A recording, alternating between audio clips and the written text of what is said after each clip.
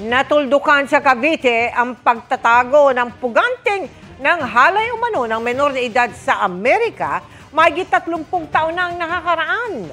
Ang pag-aresto sa kanya sa pagtutok ni John Consulta. Exclusive.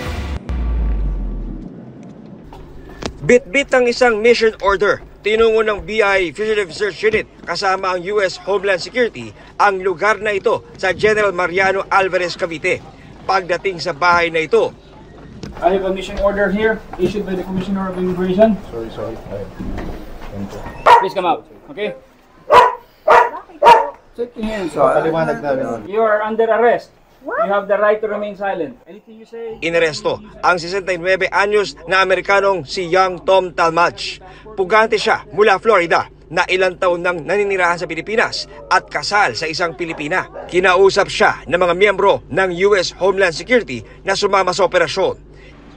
Inilapit sa BI ng kanilang US counterparts ang kaso matapos maglabas ng warrant ang korte ng Hillsborough County sa Florida tungkol sa isang kaso ng panghalay sa isang minor de edad na dinukot noon pang 1989 makaraang magkaroon ng malaking breakthrough sa kaso.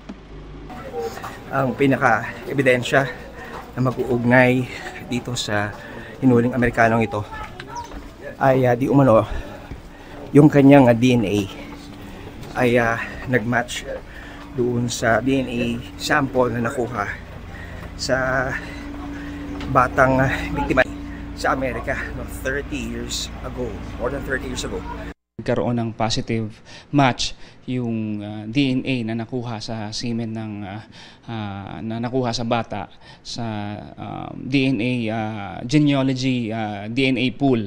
So doon sila nagumpisa ng profiling hanggang sa natukoy nila yung mga possible na suspects.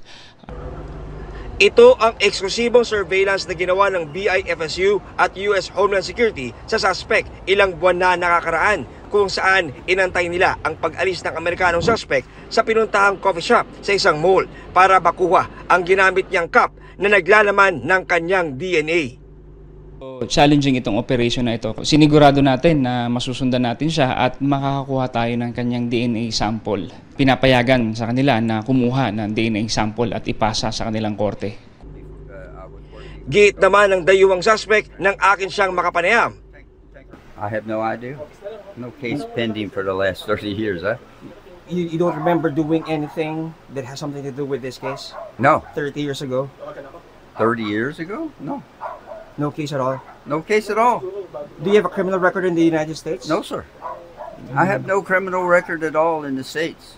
After the 3 decades na cold case na ito ay dahil sa makabagong teknolohiya ay nakuha natin siya at ngayon ay hihintayin natin na maklear siya for other local case dito at eventually madedeport natin siya pabalik ng US upang mapanagutan niya yung mga kinasasangkutan niya na krimen. Para sa GMA Integrated News, John Consulta, nakatutok 24 oras.